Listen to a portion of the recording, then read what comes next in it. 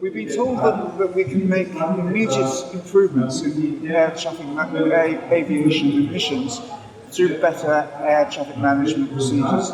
6%, 7% is possible within the next 10 years. How easy actually is it to reconfigure the ATM system to reduce emissions, or is it part of a much wider package of measures required?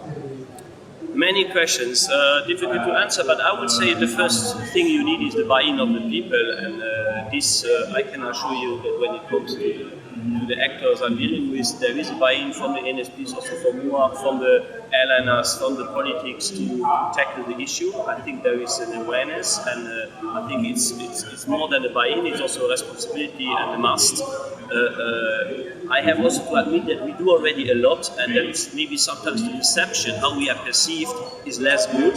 So maybe we have to explain better and more what we did in horizontal, in vertical flight efficiency, what we did in free room. So many things are going on.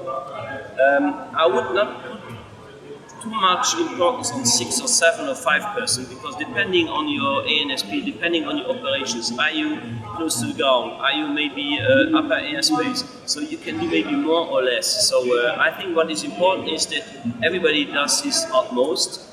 We have to incorporate research. I think many topics are still not clear. I take an example. In Europe, we did the trial to avoid continuous contrails. So there we have to assess, is it possible, how good are the meteorological forecasts, how much will it bring, can we deal with this when you have a lot of traffic or not. So what I mean is, there are also unknowns. So we have also to accept that we have to assess these unknowns, and that we have to work with research.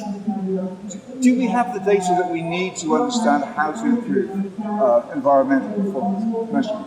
We have some data, but surely not enough. But I think it's very intelligent and a must that we improve in having more qualitative, credible data. But I don't want to hide behind this. So as an operational guy, we do already a lot with the procedures I just mentioned, and I don't want to hide behind the data. But of course, we need more data and better data. And how much of this is a technical?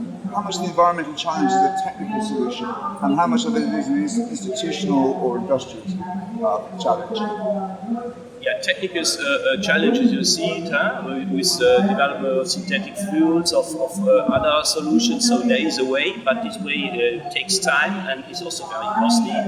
And then politically seen, of course, you need the right incentives. So it's not only safety, which is the most important, but it's not only costs or cost efficiency. The environmental improvements have also a certain price. So I think we have, and we are already aware that in that sense the criteria are changing, and the environmental criteria, which has a cost, will be and has to be added. At least that's my opinion. Thank you very much indeed. Thank you.